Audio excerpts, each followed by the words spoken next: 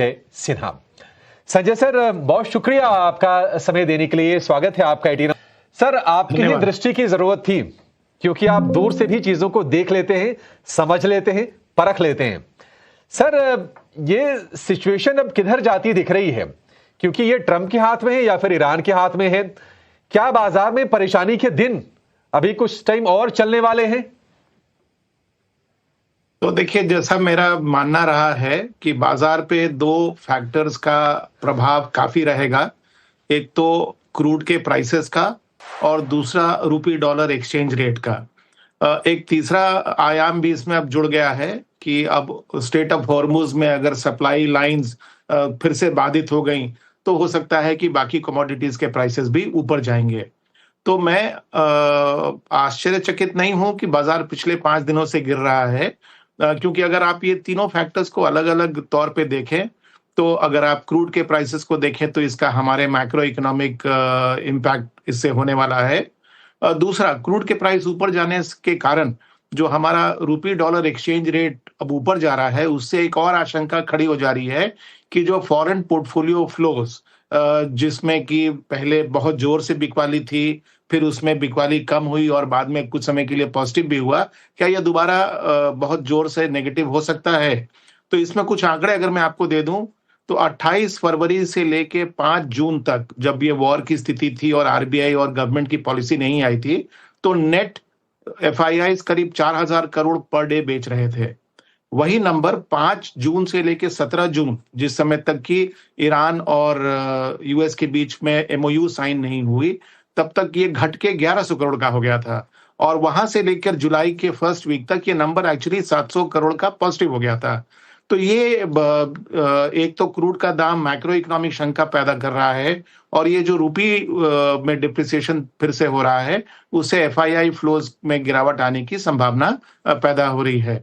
तो बाजार पे इन सब चीजों का जो प्रभाव है, वो शायद Q1 FY27 के रिजल्ट्स से ज्यादा भारी है, और इसी के लिए हम देख रहे हैं कि जो सेक्टोरल इम्पैक्ट है रिजल्ट्स का, वो शायद उतना अच्छा नहीं हो पा रहा है जितना कि अदरवाइज होता। संजय सर, अगर हम अर्निंग्स की बात करें तो मिक्स टू पॉजिटिव अर्निंग्स हमें देखने को मिले हैं। मार्जिन एक चैलेंज है। बैंकिंग हम देखने की लोन ग्रोथ मजबूत है, एसेट क्वालिटी बेहतर है, लेकिन मार्जिन पर दबाव है।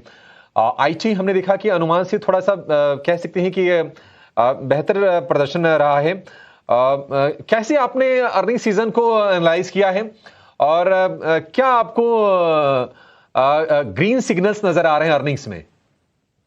तो उसमें अगर आप देखें तो अगर आप अर्निंग्स को स्टॉक प्राइस से कंपेयर करें, तो मुझे लगता है कि कहीं कहीं तो पॉकेट्स थे जहां पर अर्निंग्स ने मार्केट को सरप्राइज किया, और खास करके ये हुआ है आईटी सेक्टर में।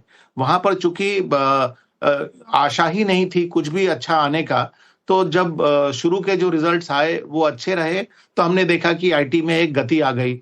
चूंकि वो गति आई और उसके बाद के रिजल्ट्स आए, शायद उन्होंने उतना ज्यादा उत्साहित नहीं किया बाजार को, तो अब हम देख रहे हैं कि थोड़ी बहुत उसमें प्रॉफिट टेकिंग हो रही है। लेकिन ये एक सेगमेंट है जिसने बाजार को सरप्राइज किया। दूसरा जो मैं ट्रेंड देख रहा हूं कि इनको अगर आप छोड़ दें, तो बहुत सारे सेक्टर्स में ये जो हम लोग कहते हैं कि बहुत कुछ प्राइस में ऑलरेडी था, इन द सेंस कि रिजल्ट्स आने के पहले ये स्टॉक चल पड़े थे, और जब रिजल्ट आए तो उसके बाद एक प्रॉफिट टेकिंग हुई।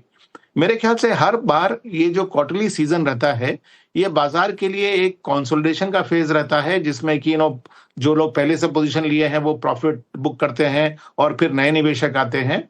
और ओवरऑल अगर आप देखें तो कुछ सेगमेंट्स हैं जहां पर कि इस बार एग्रीगेट लेवल पर पेन है, जैसे कि ऑयल एंड गैस पे होगा, वो हम देख रहे हैं। लेकिन कुछ सेगमेंट हैं जिनमें अगर आप देखें तो सरप्राइजेस भी हैं, जैसे फॉर एग्जांपल सीमेंट ने काफी प्रेजेंटली सरप्राइज किया है मार्केट को। तो मेरे ख्याल से 15 अगस्त तक, जब ये सारा रिजल्ट का सीजन खत्म हो जाएगा, और तब तक होपफुली ईरान की जो स्थिति है उसमें थोड़ी क्लैरिटी आ जाएगी, तब बाजार लेखा जोखा लेगा कि हम कहाँ खड़े हैं, किस लेवल पे खड़े हैं, और सेक्टोरली हमें आगे क्या रणनीति बनानी चाहिए। एंड उसके बाद ही मुझे लगता है कि एक गति और एक डायरेक्शन सेक्टोरल और ओवरऑल बाजार का बनेगा। ठीक है संजय सर, तो H2 ऑनवर्ड्स यानी कि सेकेंड हाफ, क्या मान के चलें कि स्थिति बेहतर होगी, और क्या उसको ध्यान में रखकर या फिर उसके आगे की चीजों को ध्यान में रखकर अभी निवेश करने की आप राय देंगे? अगर हाँ, तो सबसे अच्छे सेक्टर्स आपको कौन से लग रहे हैं? तो देखिए, आपने ये बहुत अच्छी बात कही, क्योंकि अगर आप पिछले 4-5 महीनों का एक्सपीरियंस देखें, तो उसमें जिन लोगों ने शॉर्ट टर्म नजरिए से अपना पोर्टफोलियो बनाया था, वो बाजार का फायदा नहीं उठा पाए, और जिन्होंने थोड़ी सी लंबी अवधि के हिसाब से पोर्टफोलियो बनाया था, उन्होंने बहुत फायदा उठाया।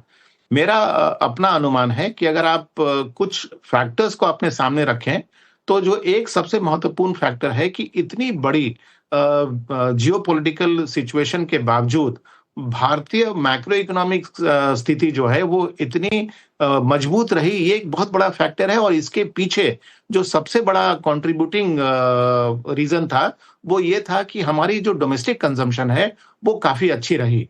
और दूसरा फैक्टर जो था वो ये कि हमारी जो गवर्नमेंट की जो केपेक्स स्पेंडिंग है, उसमें कोई भी रुकावट नहीं आई, और वो हमको अब इस रिजल्ट में दिख भी रहा है।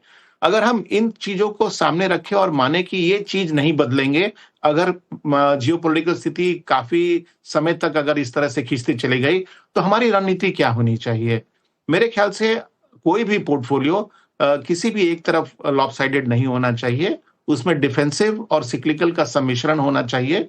आज के माहौल में मैं समझता हूं कि चूंकि निराशा का इम्पैक्ट सिक्लिकल स्टॉक्स पे ज्यादा है, तो इसमें रिकवरी की भी संभावना ज्यादा है।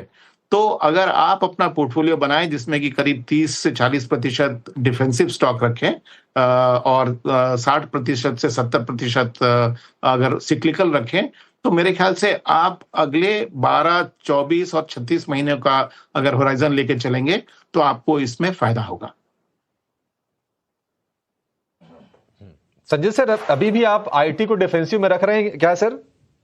जी हाँ, मैं अभी भी आईटी को डिफेंसिव में मानता हूं, और मैं इस बात से अवगत हूं कि हमारी जो आईटी पर कॉल है वो थोड़ी कंसेंसस कॉल से हटके है।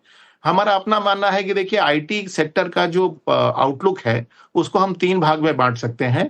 पहला फेज जहां पर एआई के एप्रीहेंशन या जिस एआई के डर के कारण IT stocks, Indian IT stocks की बहुत जोर से डीरेटिंग हो गई। लेकिन अगर आप आंकड़े देखें, तो उनकी प्रॉफिट में कोई ऐसी गिरावट नहीं आई है जिसको जस्टिफाई करेगा कि ये प्राइस अर्निंग मल्टीपल क्यों इतना गिर गया।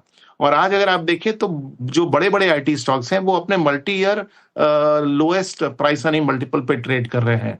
ये जो सेकंड फेज है, ये मेरे ख्याल से एक फेज ऑफ कंसोलिडेशन है, जहां हम इस बात को समझने की कोशिश कर रहे हैं कि क्या एआई इतना बड़ा डिसरप्टिव फैक्टर होगा कि इंडियन आईटी कंपनीज की प्रॉफिटेबिलिटी पर उसका असर लंबे समय तक हो जाएगा, या फिर उसकी structural impact Indian IT sector पर नेगेटिव होगी।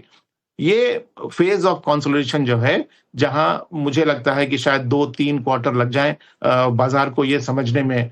मेरा अपना मानना है कि going by the past history, भारतीय आईटी कंपनीज इस अपॉर्चुनिटी को अपने बिजनेस मॉडल में ढाल लेगी और उसका फायदा उठाएगी, और इसके कई कारण मैं आपको दे सकता हूं। और ये जब फेज खत्म हो जाएगा, क्योंकि देखिए, एक चीज तो अवगत है ना कि एआई फ्री नहीं है, एआई के लिए भी खर्च आता है। तो बहुत सारी कंपनी, और एआई में गार्ड रेल्स की जरूरत है, जहां पर कि भारतीय आईटी कंपनीज बहुत कुछ कर सकती हैं। तो ये सेकंड फेज ऑफ कंसोलिडेशन है। ये फेज जब खत्म होगा, तो तीसरा फेज जब आएगा, जहां पर इनकी प्राइस अर्निंग मल्टीपल फिर से रीरेट होगी, तो वो अपॉर्चुनिटी हो सकता है। तो इसी के लिए मैं समझता हूं, एज अ कॉन्ट्रेडियन, आपको शायद 2 या 3 क्वार्टर इंतजार करना पड़ेगा, जब तक दूध का दूध और पानी का पानी क्लियर नहीं हो जाता। ठीक है, बहुत शुक्रिया सर। और धैर्य की परीक्षा तो होगी ही बाजार में, और जो धैर्यवान होंगे बाजार से वही पैसे बना के निकलेंगे भी। और ये जो सलाह दी है संजय सर ने आपको, ये सारी की सारी आपके काम आने वाली है। संजय सर, बहुत शुक्रिया, आज आपने समय निकाला और विस्तार से तमाम मुद्दों पर आपने हमसे बातचीत की।